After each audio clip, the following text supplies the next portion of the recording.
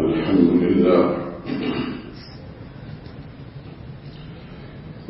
لله وحده والصلاة والسلام على من لا نبي بعده ولا رسول بعده ولا معصوم بعده. أما بعد فإن خير الحديث كتاب الله وخير الهدي هدي محمد صلى الله عليه وسلم وشر الأمور محدثاتها وكل محدثة بدعة وكل بدعة ضلالة وكل ضلالة في النار. أعوذ بالله من الشيطان الرجيم. بسم الله الرحمن الرحيم.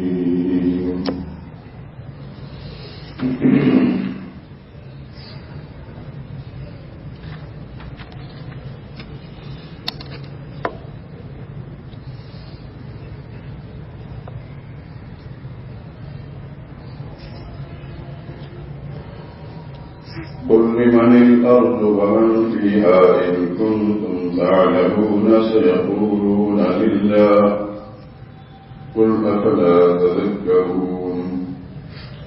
قل من رب السماوات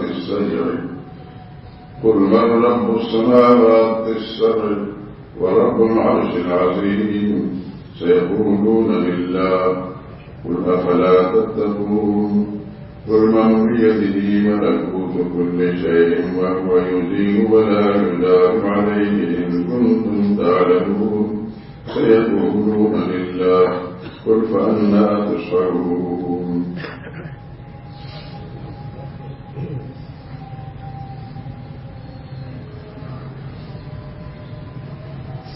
اس سے پوچھئے کہ اگر تم جانتے ہو تو بتاؤ کہ زمین اور جو کچھ زمین میں ہے سب کس کا مال ہے. جب سے لوگ اٹھیں گے کہ اللہ ہی کا ہے. پھر کہہ دیجیے تم سوچتے کیوں نہیں. ان سے پوچھئے کہ سات آسمان کا کون مالک ہے اور عرش عظیم کا کون مالک ہے. بے ساختہ کہہ دیں گے کہ یہ چیزیں تو اللہ ہی کی ہیں. کہہ دیجیے کہ تم ڈرتے کیوں نہیں. پوچھئے کہ اگر تم جانتے ہو تو بتاؤ وہ کون ہے جس کے ہاتھ میں ہر چیز کی بادشاہت ہے اور وہ پناہ دیتا ہے. اس کے مقابلے میں کوئی کسی کو پناہ نہیں دے سکتا. فوراً کہہ دیں گے کہ ایسی بادشاہی تو صرف اللہ ہی کی ہے. کہہ دیجیے کہ تم پر جادو کہاں سے پڑ جاتا ہے. بات یہ کہ ہم نے ان کے پاس پہنچا دیا ہے اور یہ جو بت پرستی کیے جاتے ہیں بلا شبہ جھوٹ ہے. اللہ نے نہ تو کسی کو اپنا بیٹا بنایا ہے نہ اس کے ساتھ کوئی اور معبود ہے. ایسا ہوتا ہر معبود اپنی مخلوقات کو لے کر چل دیتا اور ایک دوسرے پر غالب آ جاتا. یہ لوگ جو کچھ اللہ کے بارے میں بیان کرتے ہیں اللہ اس سے پاک ہے. سبحان ربک رب العزة عما يصفون وسلام على المرسلين والحمد لله رب العالمين.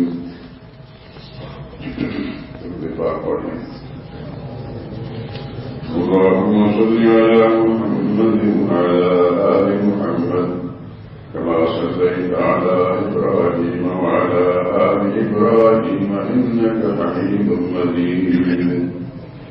اللهم بارك على محمد وعلى آل محمد كما باركت على إبراهيم وعلى آل إبراهيم إنك حميد مجيد.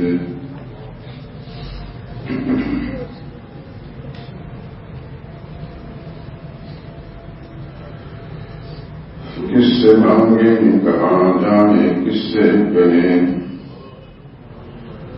کس سے مانگیں کہاں جائیں کس سے کہیں اور دنیا میں حاجت روا کون ہے. کس سے مانگیں کہاں جائیں کس سے کہیں اور دنیا میں حاجت روا کون ہے. سب کا داتا ہے تو سب کو دیتا ہے تو تیرے بندوں کا تیرے سوا کون ہے.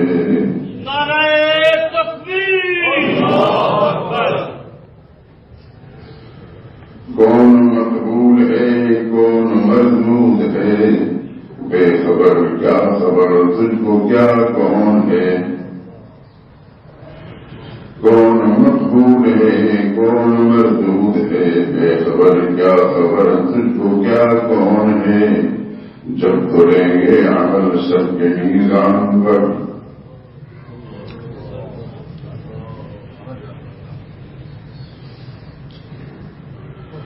جب تلیں گے عمل سب کے میزان پر، تب کھلے گا کہ کھوٹا کیا کون ہے،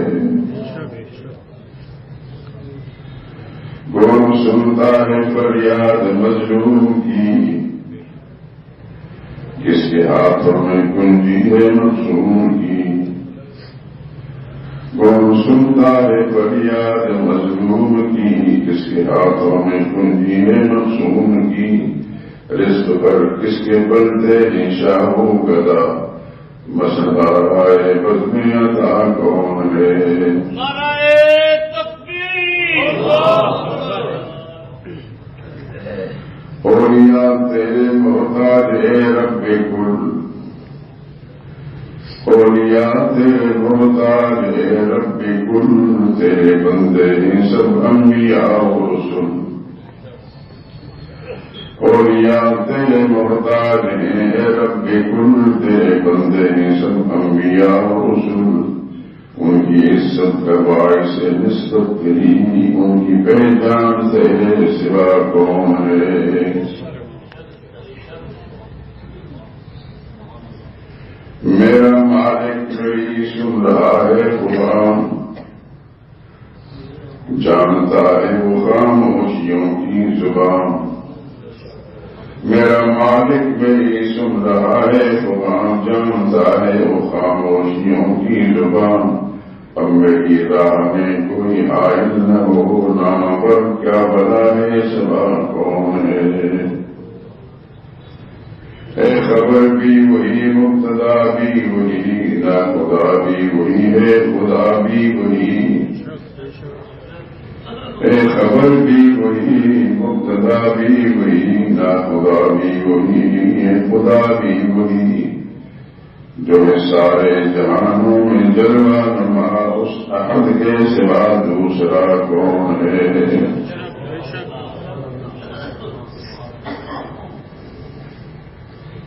انبیاء اولیاء اہل بیت نبی، انبیاء اولیاء اہل بیت نبی، تابعین صحابہ پہ جب آ بنی، انبیاء اولیاء اہل بیت نبی، تابعین صحابہ پہ جب آ بنی، گر کے سجدے میں سب نے یہی عرض کی، تو نہیں ہے تو مشکل کشا کون، نعرہ تکبیر، نعرہ تکبیر، نعرہ تکبیر،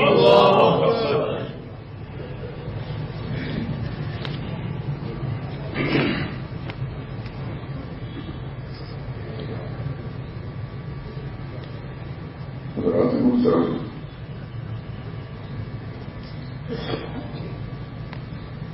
الحمدللہ الذی ہماری اس قسم کے در و دیوار اور آپ حضرات اس بات کی گواہ ہیں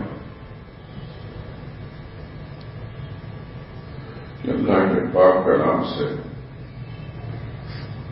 دین کا بنیادی مسئلہ آپ حضرات کی خدمت میں اس تبادر کے ساتھ پیش کیا گیا ہے، لیکن ذہن میں کبھی نہیں آتا کہ شاید میں نے اس میں کوتاہی کی ہے،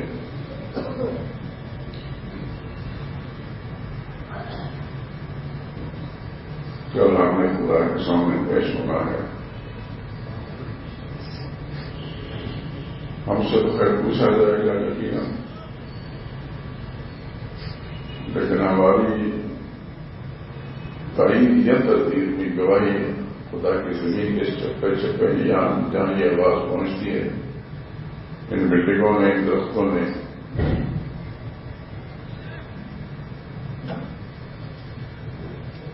گواہی دینی ہے یہ مسئلہ کس درجے کے اندر بیان کیا گیا؟ جو حضرات تو باقاعدگی کے ساتھ یہاں تشریف لاتے ہیں ان کو تو یہ بات سمجھانے کی یا نشاندہی کرنے کی ضرورت نہیں ہے، لیکن ایسا محسوس ہوتا ہے کہ کچھ دوست نئے بھی آئے ہیں۔ یہ اللہ کی طرف سے ایسا کچھ اللہ کی توفیق سے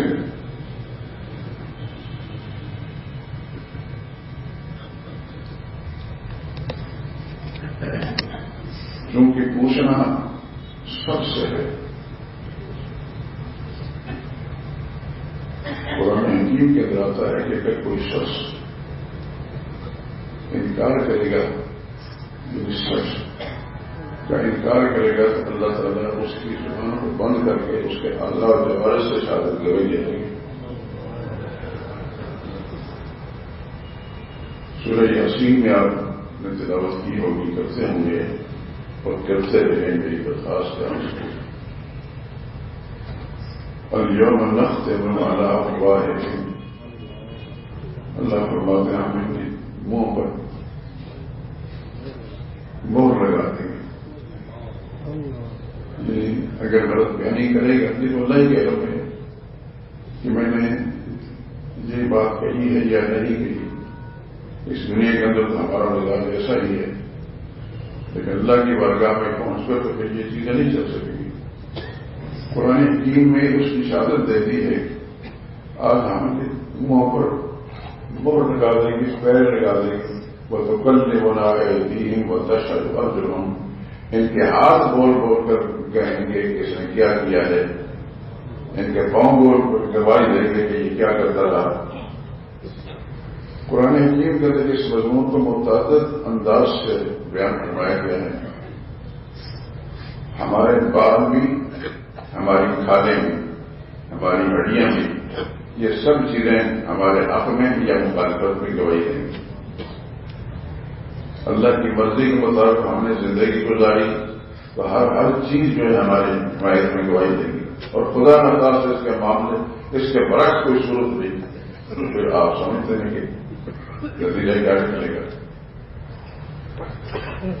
میں نے قرآن حکیم کی یہ آیتیں جو تلاوت کی ہیں،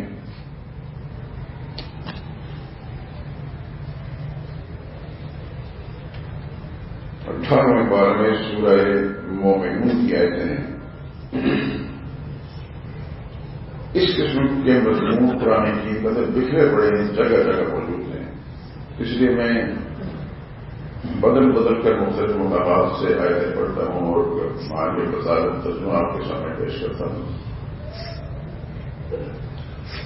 رمضان مبارک آنے والا ہے، چند دن باقی ہیں۔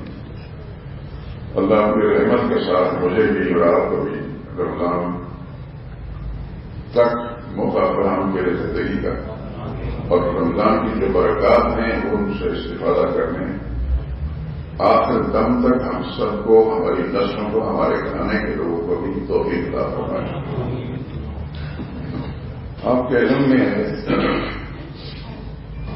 گزشتہ برسوں میں شاید مجھے صحیح یاد نہیں کہ ایسا ہوا ہو کہ ہر سال میں دین کا بنیادی مسئلہ جس کے لیے خدا نے 1,00,000 کئی ہزار انبیاء کرام بھیجے، جس کے لیے نبیوں نے مارے کھائیں، وطن سے بے وطن ہوئے، قربانیاں دیں، اس مسئلے کو میں نے اللہ کی توفیق سے بیان کی جو میری صلاحیت ہے۔ میں صاف لفظوں میں کہتا ہوں کہ میں بہت کم صلاحیتوں کا مالک ہوں، لیکن نظریہ میرا ایسا ہی ہے الحمدللہ۔ اسی نظریے کی بنا پر آپ حضرات کے سماعت راشی میں کرتا ہوں۔ اس مسئلے کے بارے میں مجھ سے بھی پوچھا جائے گا اور آپ سے بھی پوچھا جائے گا۔ ابھی میں نے سورہ یاسین کی آیت پڑھی، وَتُكَلِّمُنَا أَيْدِيهِمْ وَتَشْهَدُ أَرْجُلُهُمْ۔ اللہ فرماتے ہیں ہم سے ان انسانوں کے ہاتھ باتیں کریں کہ یا اللہ یہ آدمی کیا کرتا رہا. وہ 10 اور ان کے قوم کی گواہی دیں کہ یا اللہ یہ کہاں کہاں جاتا تھا, نیکی کی طرف جاتا رہا یا برائی کی طرف جاتا رہا. یہ سب کچھ ہونا ہے میرے دوستوں. میرا دل چاہے یا نہ چاہے اللہ نے سب کرنا. تو میں اس دین کے بنیادی مسئلے کو یوں تو سال کے 12 مہینے میں ہر وقت اس کی ضرورت ہے, لیکن رمضان مبارک کا ایک بڑا مقدس مہینہ ہے, اس کے اندر مسلمانوں کی حاضری مساجد میں زیادہ ہوتی ہے. اس سے میں فائدہ اٹھاتے ہوئے کے لیے پیغام سنا دیتا ہوں. قبولیت میرے اللہ کے پاس ہے, اور جو حضرات سنتے ہیں اللہ تعالیٰ ان کو عمل کی توفیق دے دے تو سمجھیں کہ وہ بھی کامیاب ہے, ہم بھی کامیاب ہیں.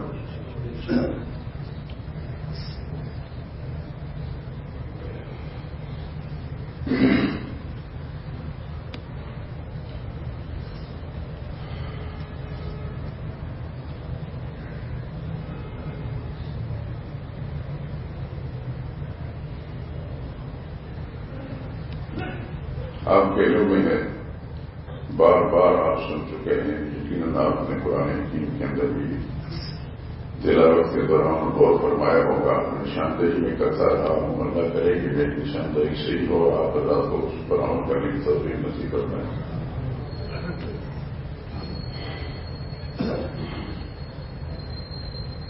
اس دنیا کو جب اللہ نے بنایا, اس کائنات کا نظام اللہ کریم نے پیدا فرمایا, اور اس دنیا کو انسانوں سے آباد کرنے کے لیے اللہ نے سب سے پہلے حضرت آدم کو پیدا فرمایا. آپ کے علم میں ہے کہ آدم علیہ السلام کی نہ ماں تھی نہ باپ, اللہ نے خاک سے بنایا, مٹی سے بنایا, اور مٹی سے بنانے کے بعد پھر علم الہی نہیں تھا کہ اس کائنات کو آباد کرنا ہے انسانوں سے. تو آدم علیہ السلام کے وجود سے, ان کے جسم سے اللہ پاک نے اما حوا کو پیدا کروایا, اور پھر اپنی حکمت کاملہ کے ساتھ اما حوا کو ان کی بیوی بنایا, اور ان سے پھر آگے ان کی نسل چلی. آدم علیہ السلام کے 2 بیٹوں کا تذکرہ قرآن حکیم کے اندر موجود ہے. سورہ مائدہ میں غالباً نصف اول اس پہ ختم ہوتا ہے, یا اس کے گزار میں وطن والے میں نبہر نئی آدم بالحق, میرے نبی ان لوگوں کو ذرا صاف صاف آدم علیہ السلام کے 2 بیٹوں کا تذکرہ سنا دیں. یقیناً آپ حضرات کے علم میں ہے, اور اگر کوئی نئے ساتھی ہیں ان کے علم نہیں تو کم از کم فکر میں آ جائے گا انشاءاللہ. تو آدم علیہ السلام کے 2 بیٹوں کا تذکرہ قرآن حکیم کے اندر سورہ مائدہ میں موجود. اس قربا قربانا فتقبل من احدهما ولم يتقبل من الاخر, ان دونوں نے قربانی پیش کی. ایک کی قربانی اللہ نے قبول فرما لی اور دوسری کی نہ فرمائی. تو جس کی قربانی قبول نہیں فرمائی تو اس کو غصہ آیا, تو اپنے اس بھائی کو جو مقبول تھا خدا کے یہاں جس کی قربانی قبول ہوگی, اس کو دھمکی دیتے ہوئے کہنے لگا میں مار ڈالوں.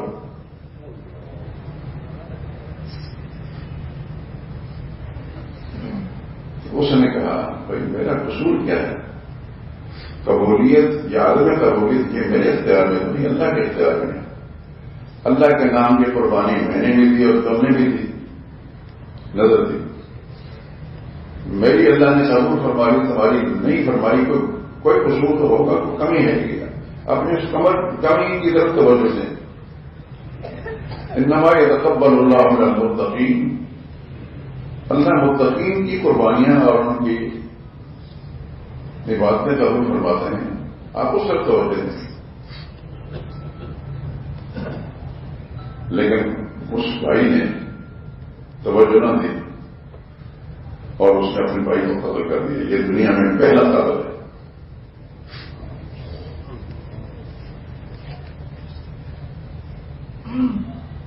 اللہ اکبر. اس سمے میں الہی میں ایسا کیا ہوا؟ اور پیغمبر کے بیٹے آدم علیہ السلام کے بیٹے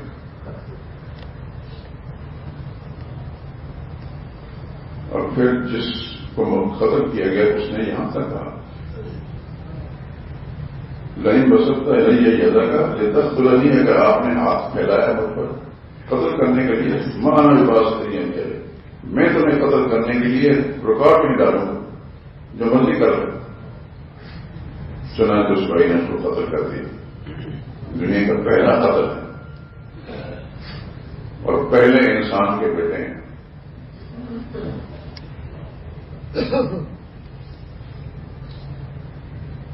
عجیب بات ہے. اب قتل تو کر دیا, اب اس کی میت کو اس کی لاش کو کہاں لے جائے؟ دنیا کے پہلے انسان کی اولادوں کو پتہ نہیں تھا انسانوں کو زمین میں دفن کیا جاتا ہے. پریشان تھا. قرآن حکیم میں فبعث اللہ غرابا فصفدت, اللہ نے ایک کوا بھیجا. اس نے دوسرے کوے کو مارنے کے بعد جو مرا ہوا تھا تو زمین میں دفن کرنے کا تھا. اس کو بڑا افسوس ہوا کہ میں تو اس کوے سے کیا کرا. پھر ملا کر اس نے اپنے بھائی کو دفن کر دیا. آدم علیہ السلام کا میں نے ذکر چھیڑ لیا کہ آدم علیہ السلام پہلے انسان ہے دنیا میں اور ان کی نسل میں سے صرف 2 بیٹوں کا تذکرہ ہے جن کا حال آپ نے سن لیے. آدم علیہ السلام سے پھر نسل انسانی چلی ہے اور جتنے انبیاء کرام علیہ السلام دنیا میں تشریف لائے سب آدم علیہ السلام کی اولاد.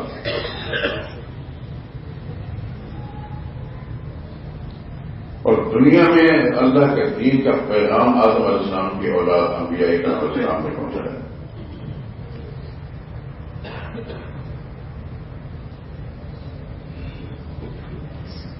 قرآن حکیم سے ہمیں جو کچھ معلوم ہوتا ہے آدم علیہ السلام کی اولاد میں سب سے پہلے پیغمبر حضرت نوح علیہ السلام.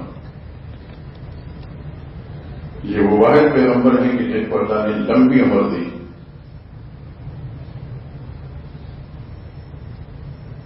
950 سال تک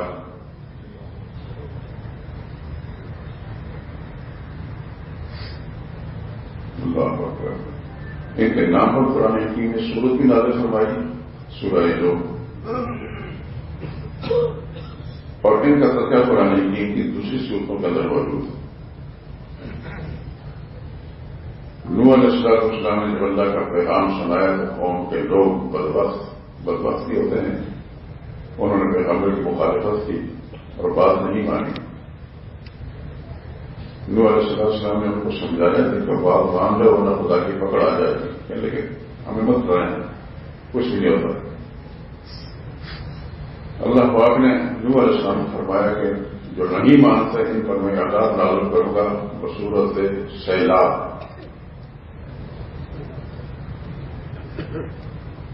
نوح علیہ السلام نے سمجھا بھی دیا لیکن نہیں مانا بدبختوں نے. حتیٰ کہ نوح علیہ السلام کا اپنا بیٹا بھی, کتاب میں ان کی بیوی کا تذکرہ بھی آتا ہے لیکن تفصیلات میں میرے علم میں نہیں, میں بیان نہیں کر سکتا. لیکن بیٹے کا ذکر قرآن حکیم کے اندر موجود ہے. بیٹا بھی مشرکین کے ساتھ تھا. نوح علیہ السلام نے سب کو کہا خدا کا عذاب آنے والا ہے ہمارے انکار پر, اور بیٹے کو کہا ہمارے ساتھ مل جائے. اس نے بھی انکار کیا. اللہ پاک نے آسمان کو حکم دیا بارش برسا, زمین کو حکم دیا پانی باہر نکال. اللہ نوح علیہ السلام نے سمجھا دیا ان کو, لیکن بدبخت اور زمانے بدبختی رہے. نوح علیہ السلام نے اللہ نے حکم دیا کہ ایک کشتی میں سوار کشتی بنانا, اس میں سوار ہو جائیں خود بھی اور اپنے خاندان کے لوگ بھی اور اپنے جتنے آپ پر ایمان لانے والے ہیں لوگ کشتی سوار کر دیں اور میرے حکم کا انتظار کریں. اللہ کے پیغمبر نے ایسا ہی کیا علیہ الصلوۃ والسلام. قرآن حکیم سورہ ہود میں آتا ہے کہ نوح علیہ السلام نے اللہ کے حکم مطابق عذاب سیلاب سے بچنے کے لیے اپنے آپ کو اور اپنے ساتھیوں کو خاندان کے لوگوں کو کشتی بنانی شروع کی. تو جو لوگ منکر تھے مشرک تھے وہ جب نوح علیہ السلام کے پاس سے گزرتے تو مذاق اڑاتے. کل تک تو لیڈر بن کر آیا تھا، اب یہ بڑا ہی بن گیا ہے، ادھر سے کام نہیں چلا رہے ادھر سے کام چلا رہے. آپ اندازہ کریں گے بدبخت لوگ بدبخت ہوتے ہیں، پیغمبر کو معاف نہیں کرتے. پیغمبر سے بڑا مصلح کوئی نہیں ہوتا، ہمدرد کوئی نہیں ہوتا، لیکن بدنصیب بھی ہوتے ہیں. چنانچہ وقت مقررہ پر نوح علیہ السلام کشتی میں بیٹھ گئے اور اپنے اوپر ایمان لانے والے جن کو بٹھا لیا. پھر خدا کا عذاب شروع ہو گیا. نوح علیہ السلام کا اپنا بیٹا قرآن حکیم میں اس کا نام نہیں ہے، لوگوں نے مختلف قسم نام لکھے ہیں، ہو سکتے کسی اور کتاب میں رہو. نوح علیہ السلام نے فرمایا کہ ان کا معائنہ ہمارے ساتھ سوار ہو جائے، خدا تکم مان کافر کافروں کا ساتھ نہ دے.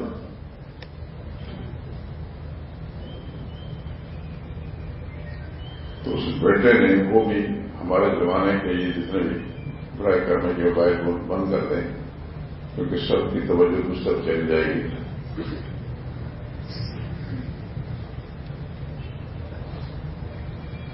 بیٹے نے باپ کی بات نہیں مانی اور مشرک قوم کے ساتھ کھڑا ہو گیا.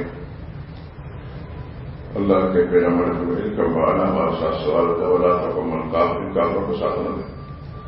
تو کہنے لگا صحابی راجا بنے، جس طرح اس زمانے کے جو نوجوان ہیں کہ بڑوں کی بات نہیں مانتے، اپنے آپ کو زیادہ دانا اور عقلمند کہتے ہیں اور طرح طرح کی باتیں کرتے ہیں، آپ سمجھتے ہیں. اس کا مزاج بھی کچھ ایسا ہی ہوگا شاید. لیکن صحابی ادھر جبلے یہاں سے نہیں ملتا. سیلاب تو آتے ہیں ہموار زمین پر، یہ پہاڑوں کی چوٹی پر تو پانی نہیں پہنچتا. میں اس پہاڑ کی چوٹی پر چڑھ جاؤں گا، وہ مجھے اس اللہ سے بچائے گا. اللہ کے نبی نے فرمایا قاسم علی اللہ بدرسی وزمین، آج خدا کا عذاب ہے. یہ روایتی سے بارش نہیں ہے، روایتی سیلاب نہیں ہے، یہ عذاب ہے. بہرحال اس نے بات نہیں مانی. بات کر رہے تھے وہ حال بین والبوش، بس اللہ کے عذاب کی لہر آئی. اس لہر نے بیٹے کو سانس لے لیا، پکانا ڈال رو رکھی وہ غرق ہو گیا. یاد رکھیں خدا کا قانون سب کے لیے ایک سا ہے. پیغمبر کا خاندان ہو، پیغمبر کا بیٹا ہو یا عام امتیوں میں سے ہو، خدا کی پکڑ جب آتی ہے تو پھر اللہ پاک کسی کا یاد نہیں کرتے. لیکن باپ حضرت نوح علیہ السلام نے کی فطری شفقت جوش پارا، اللہ کی بارگاہ میں التجا کرنے لگا. رب ابنی من اہلی، میرے اللہ میرے دادا وہ بیٹا جو ہے غرق ہو گیا، آدھا بدبخت لیکن آدھا میرا بیٹا ہے.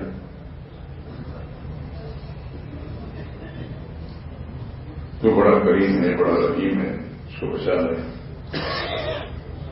اللہ نے جواب میں فرمایا انہ لیس من اہلک، آپ کے گھر ضرور پیدا ہوا لیکن میں نے اس کا نام کاٹ دیا آپ کی نسل سے. اللہ فلا تسألنی ما لیس لک بہ علم، مت سوال کر مجھ سے ایسی چیز کا جس کا آپ کو پتا نہیں. انی اعظک ان تکون من الجاہلین. خدا کی قسم صاحب جو پڑھتے ہو لفظ اٹھتے ہیں کہ خالق کائنات وہ کسی سے نہیں دبتے، کسی کا اس کو لحاظ نہیں، وہ مالک ہے.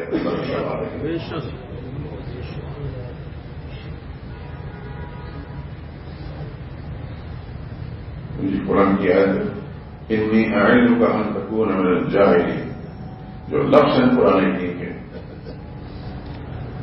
بڑے عجیب ہیں کہ اگر ترجمہ کریں تو ڈر جاتے ہیں خدا کی قسم۔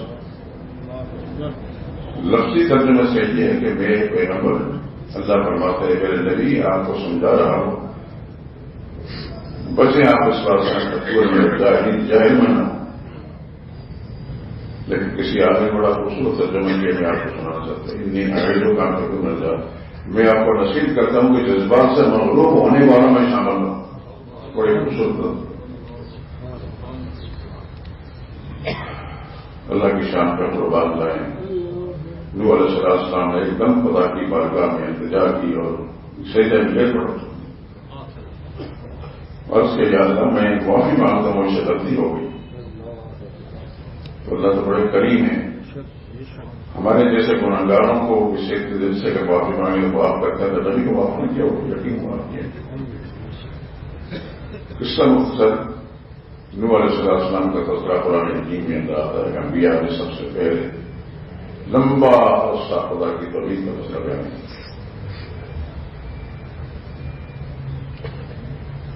قرآن حکیم میں فلم سبیم الفسنۃ الا 50 عاما نوح علیہ السلام کے اس دنیا میں ٹھہرنے کا تذکرہ کیا کہ 1000 سال 50 کم کر لیں اس دنیا کا ٹھہرے ہوئے۔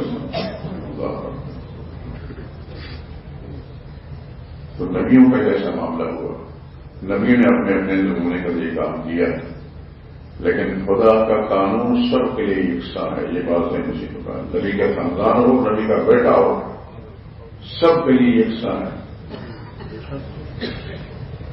شرک کسی کو معاف نہیں۔ اصل جو گفتگو میں کر رہا ہوں جس کی طرف توجہ آپ کی منظور کرا رہا ہوں، سب گناہوں میں سب سے بڑا گناہ شرک ہے۔ قتل گناہ ہے لیکن شرک سے کم، زنا گناہ ہے لیکن شرک سے کم، ڈاکہ گناہ ہے لیکن شرک سے کم، چوری گناہ ہے لیکن شرک سے کم، شرک سب سے بڑا گناہ ہے۔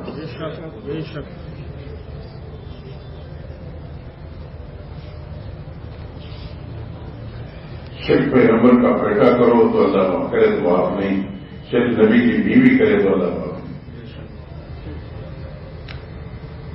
میں اس گفتگو بار بار آپ کے سامنے نصیب کر رہا ہوں، اس بات پر مجھے غالب گمان ہے رحمۃ اللہ علیہ کہ اس مسجد کے اندر مسائل دینیا سننے والے جو الحمد للہ ان کے عقیدہ ٹھیک ہو، لیکن اگر وہ کوشش کریں گے تو اپنے متعلقین، اس میں متعلقین میں رشتے دار بھی ہو سکتے ہیں، دوست یار بھی ہو سکتے ہیں، واقفدار بھی، ان پر محنت کریں تو وہ انشاءاللہ وزیروں کے عقیدے میں ٹھیک ہو سکتے ہیں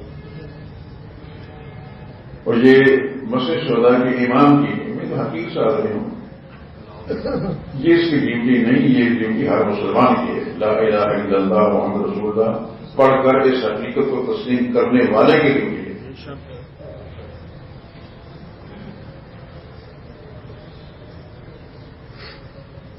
نہ صرف یہ کہ اپنے عقیدے اس پر نظر ثانی کیجیے، تنہائیوں بیٹھ کر غور کیجیے کہ میرے عقیدے میں کوئی گڑبڑ تو نہیں، اور غور کرنا لازمی ہے میرے دوست، میں ہوں یا کسے باشد، یہ غور کرنا بڑا ضروری ہے کہ ہمارے اندر کیا کیا خرابیاں باقی رہ گئی ہیں، ہمارے آقا حضرت محمد مصطفیٰ صلی اللہ علیہ وسلم نے ہماری اصلاح کے لیے کیا کیا فرمایا تھا۔ تو یقیناً اگر صرف کے دل سے ہم غور کریں گے تو ان خرابیوں کی اصلاح بھی ہو جائے گی جو ہمارے اندر پیدا ہو چکی ہے۔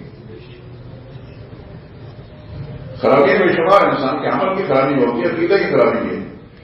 اعمال کی مثال کا چوری کرتا ہے، ڈاکے مارتا ہے، قتل کرتا ہے، فریب فراؤ کرتا ہے، یہ بھی برائیاں ہیں، لیکن ان سب برائیوں سے بڑی برائی عقیدے کی ہے، وہ شرک والی اللہ کی ذات میں یا اس کے صفات میں کسی اور کو صداقت مانتا ہے۔ مثال کے طور پر کوئی شخص یہ سمجھتا ہے اللہ کے سوا کوئی اور بھی کسی کی مشکل کشائی کر سکتا ہے، اولاد دے سکتا ہے، بیماری کی شفا دے سکتا ہے، اس قسم کی سوچ اگر کسی کی بنی ہے تو یہ مشرکانہ سوچ ہے، یہ اللہ کو معاف نہیں۔ اللہ بڑے بڑے گناہوں کو معاف شرک کو خدا معاف نہیں کریں گے۔ ان چیزوں پر انسان اپنے تنہائی بیٹھ کے سوچے کہ معاشرے میں کیا کیا برائیاں ہیں، یا مجھ سے اب تک کیا کیا برائیاں سرزد ہو گئی، کس چیز کا امکان ہے۔ ان ساری پر غور کرنے کے بعد برائیوں سے اللہ تعالیٰ سے دعا بھی مانگے، انسان بچ سکتا ہے۔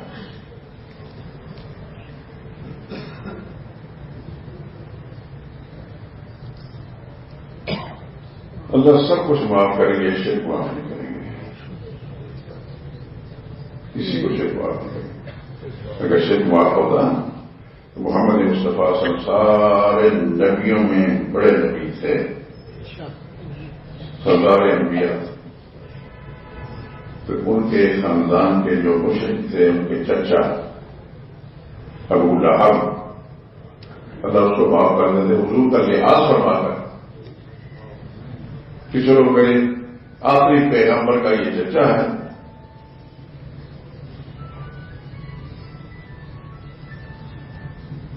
برائے کرم اپنے موبائل بند کر دیں، مسجد میں تشریف لانے سے پہلے موبائل بند کر دیا جائے۔ رسول اللہ صلی اللہ علیہ وسلم کا لحاظ فرما کر اس کو معاف کر دیا جاتا ہے۔ حالانکہ ابو لہب وہ آدمی ہے کہ جو حضور صلی اللہ علیہ وسلم چچا ہی نہیں بلکہ رسول اللہ صلی اللہ علیہ وسلم نے اپنی بیٹیوں کا رشتہ بھی اس کے 2 بیٹوں کو دیے تھے۔ آپ حضرات کو یاد ہے، کئی دفعہ میں کہہ چکا ہوں، جو نئے ہیں میں شاید نہیں پاتا، حضور صلی اللہ علیہ وسلم نے اپنے 2 صاحبزادیاں سیدہ رقیہ رضی اللہ تعالیٰ عنہا اور سیدہ ام کلثوم رضی اللہ تعالیٰ عنہا، ان کے ابو لہب کے 2 بیٹوں کو رشتہ دیا تھا۔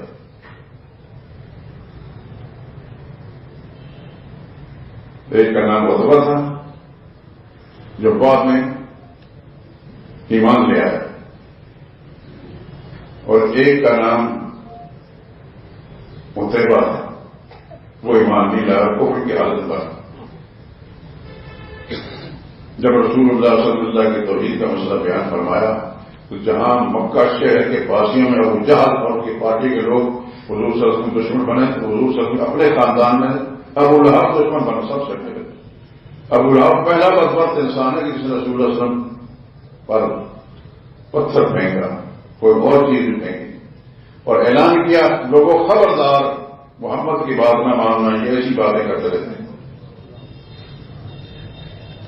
اور چونکہ حضور صلی اللہ علیہ وسلم کا چچا تھا تو لوگوں کے ذہن میں ہوتا ہے کہ چچا بڑا آدمی ہوتا ہے، اس واسطے قرآن حکیم کے اندر بڑھتا رہتا بڑا ہو گئے جو بھی قائد کے لوگ مختلف خاندانوں کے کوئی ادھر چلا گیا، کوئی ادھر گیا، کوئی ادھر گیا، رسول اللہ کی بات نہیں مانی۔ انشو وسطو علیکم، چلو چلو چھوڑو ان کو، اپنے باپ دادے کی طرف سے جو تمہارے الہ ہے، حاجت روا ہے، مجھے خوشحال ہے، جہاں سے مرادے مانتے تھے، ان پر جمے رہو۔ میں ایک بات کہتا ہوں، ناراض نہ ہوں، ہمارے اس لاہور شہر کے اندر ایک بزرگ مدفون ہے، ویسے تو بہت سارے اللہ کے نئے مدد مدفون ہیں، برائے کرم اپنے موبائلوں کو بند کر دیں، اللہ کو جزائے خیر دے، موبائلوں کو بند کر دیں۔ جس بزرگ کا میں تذکرہ کر رہا ہوں، ہم جب لاہور میں نہیں آئے تھے اس وقت سنا کرتے تھے لوگوں سے دادا کی نگری، ہمیں کچھ پتا نہیں تھا کیونکہ تعلیم نہیں کی تھی۔ جس وقت اہل علم کے پاس بیٹھے تو سمجھ گئے کہ یہاں ایک بزرگ مدفون ہے اور ان بزرگ کا نام علی ہے، حضرت علی، اور اجمیر افغانستان میں ایک علاقہ ہے وہاں کے رہنے والے حضرت علی اجمیری رحمت اللہ تعالی علیہ، لیکن بڑا عرصہ ہوا جو ان کو، تو شیطان تو زندہ ہے، شیطان نے اپنا کام کرنا ہے، ان کی بزرگی کی بنیاد پر ان کو کھجوایا اور آج تک کھجوا رہا ہے، بلکہ اس وقت ارباب اقتدار جو ہے حضرت علی اجمیری رحمۃ اللہ تعالیٰ کے مقبرے کے گجوار کے اندر جو ہے ایسی صورتیں پیدا کر رہے ہیں کہ زیادہ سے زیادہ لوگ آ کر یہاں شریک کریں، بڑا بازار اچھی طرح سمجھتے بات کو. ہم آپ گواہ ہیں اس بات کے، زمین کے گھر و دیوار گواہ ہیں. میں سب اولیاء اللہ کو مانتا ہوں، کوئی صاحب نہیں کے اندر یہ وصولہ نہیں ملا ہے. میں سب ولیوں کو مانتا ہوں، علی اجمیری ہوں یا ان سے پیچھے آنے والے اور پیچھے آنے والے اور پیچھے آنے والے. علی اجمیری رحمۃ اللہ تعالی علیہ کو غالباً ہزاروں سال ایسے زیادہ عرصہ گزر چکا ہے، اور ان سے حضرت شیخ عبد القادر جیلانی رحمۃ اللہ تعالی علیہ تقریباً 200 سال بعد ہے. یہ مقدم ہے ان سے.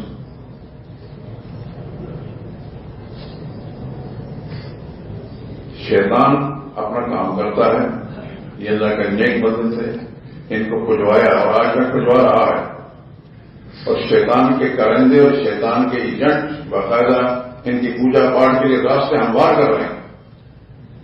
ہم سب بزرگوں کو مانتے ہیں، بزرگوں کو نہ ماننے والوں پر لعنت بھیجتے ہیں، لیکن بزرگوں کو مانتے ہیں، ان سے مانگتے نہیں. مانگنے کے لائق ذات صرف اللہ کی ہے.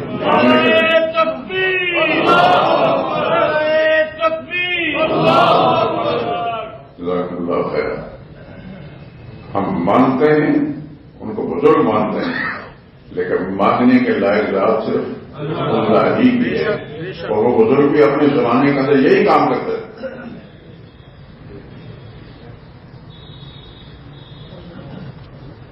ان کی ایک کتاب ہے، ہم تو شاید ملتی بھی نہیں، اس زمانے میں خاص بھی کتابیں لکھی تھیں.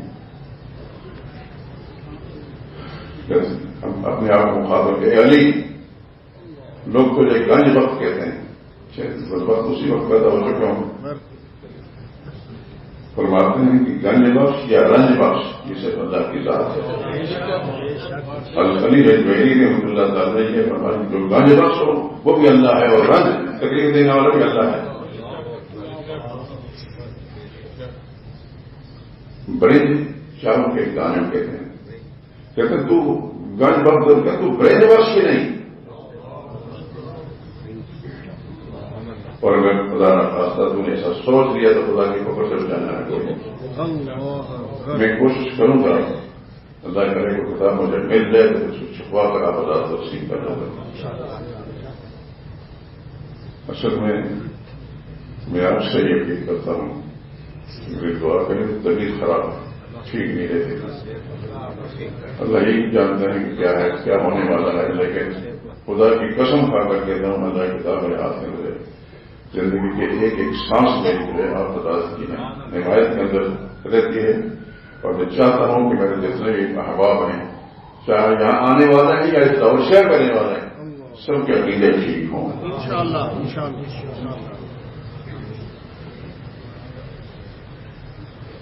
تو بزرگوں کو ہم مانتے ہیں، لیکن بزرگوں کے بارے میں یہی کہتے ہیں کہ ان کو بزرگ مانیں، الہ نہ مانیں.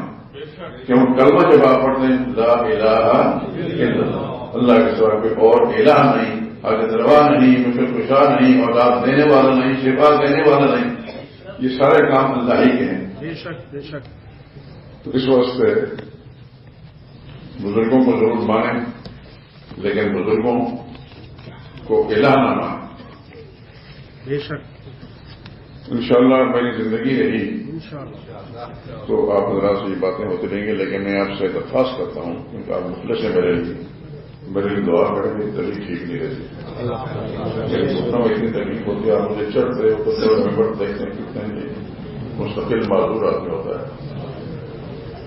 اللہ تعالیٰ آپ کو بھی ہر بیماری سے حفاظت فرمایا، اور آپ کی نسلوں کی اللہ تعالیٰ کی حفاظت فرمایا.